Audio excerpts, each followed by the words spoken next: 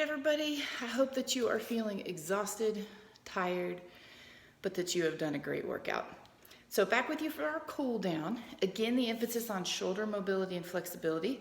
We're going to start with some of the same broom exercises that we did in warm up, just to move through a little quicker, and then we'll slow down to some more static stretching through the shoulders and the rest of the body. So make sure that broom is with you.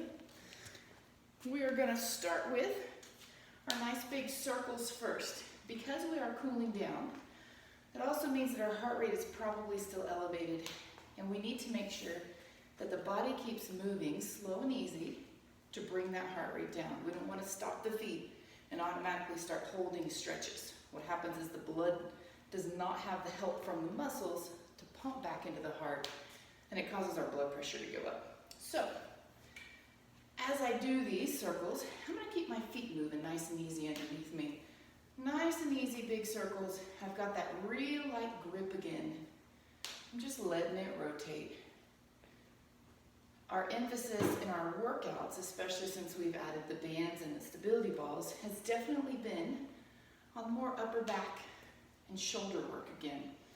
So a lot of these exercises at the end of a workout should feel pretty good, opening those shoulders back up.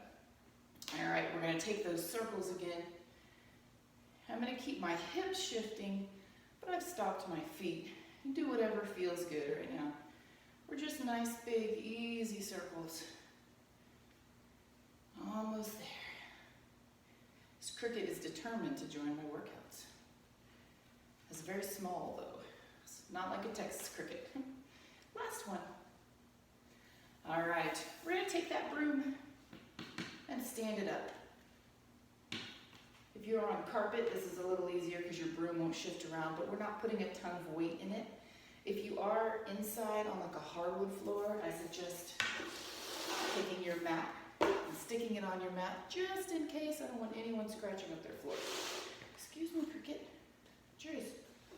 Okay, so our bar or our broom is straight up and down. I'm going to push the hips backwards at the same time as I press my arms forward a little bit.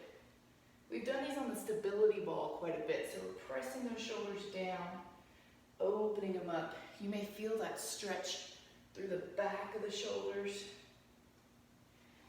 2 more straight down to the middle. 1 more. Now we're going to do the same thing, but look up underneath one arm. We do these on the TRX straps a lot. So I'm going to get down here and I'm going to look up underneath one arm. And as I look up underneath my left arm, I feel more pull through the lat and the tricep on my right. Back to the top, press down, look up underneath the other arm. You don't have to rotate very far to get that little extra push. It can make a difference which hand you have on top too. So you can switch the hand. The arm that you're stretching is going to be the hand on the bottom. It'll give you a little bit more tension and pull through there. 1 more each side. This should feel good through those lats. All right. What you need now is a wall or a doorway or a column, anything like that. Everybody has a wall in their house or outside. Just somewhere to stick a hand is all you need. So my hand is directly out to the side. Palm is on, hand about shoulder height. I'm going to leave my hand right where it is with a slight bend, and I'm going to turn away. So now we're opening the front of the shoulder as well as the front of the chest. If you've done a lot of push-ups today, you will instantly feel this nice stretch. Before I come out of the stretch, I'm going to take my free arm up over my head, and as my arm goes up, my hips are going to push forward. So that's going to change where this is pulling. So when I was standing tall, for me it was pulling more across the front of the shoulder. As I lean my hips forward, it's changed a little bit where it's pulling. Plus it feels good through my hip flexors too. And we're going to switch sides. I'm going to come up here so you can hear me in the same position. So I've got my arm out to the side, and I've turned away, Holding nice and gentle, good deep breaths. Then I'm going to take that top arm up as I push my hips out to the side or forward, depending on how far you're turned. All right.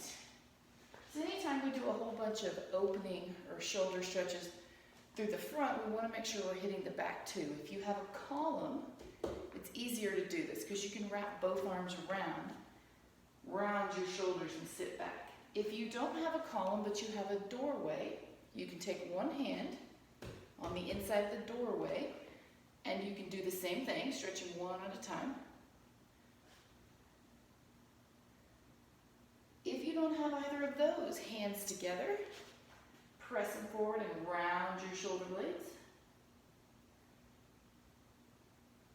Anything right now that pulls and opens the back side, so the opposite of what we were doing here, pulling and opening through there. All right, guys, we're gonna take it to the floor. We've got a couple of things to do down here, and then you are good to go. So just because we're focusing on shoulder mobility and flexibility does not mean we want to ignore the rest of the body. So we're going to walk out.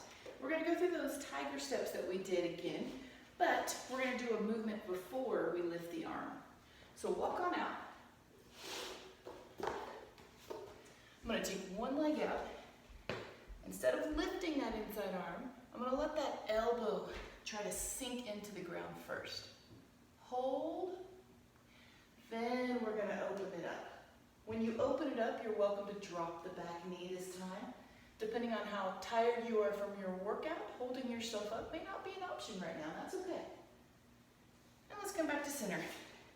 Push back for a big pike. Opening those shoulders, pressing the heels into the ground. We're going to come all the way forward. Press up onto the hands or the forearms. You're going to sit all the way back to the knees. Child's pose, relax, shift side to side a little bit if that feels good on the low back. Back to center, same pattern. So opposite leg comes forward. Inside elbow, reaches down, opening up those hips. Drop that back knee, big rotate. Back to center, push back to pike.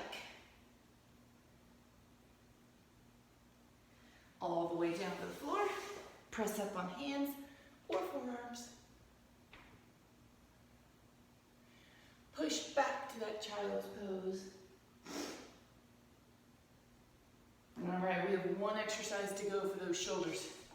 Go ahead and come all the way flat. You're going to take your left arm straight out to the side with your palm facing down.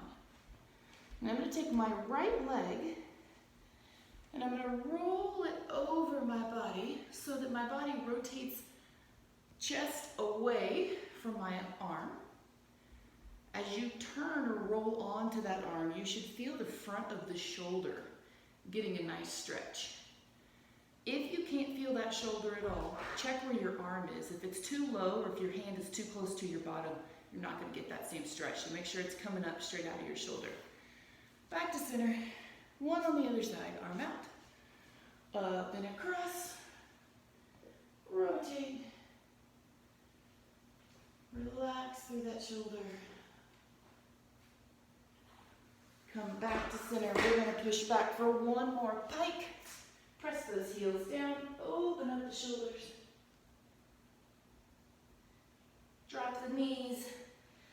Sit back into that child's pose. And hang out there for as long as you would like. Good work, everybody. I hope that your shoulders are feeling nice and loose at this point. I hope that you have a great rest of your day, and I look forward to hearing about how these warm-ups and cool-downs are going. So let me know what feels good, what doesn't feel good, and what you may need a little bit of help on. All right, guys, see you soon.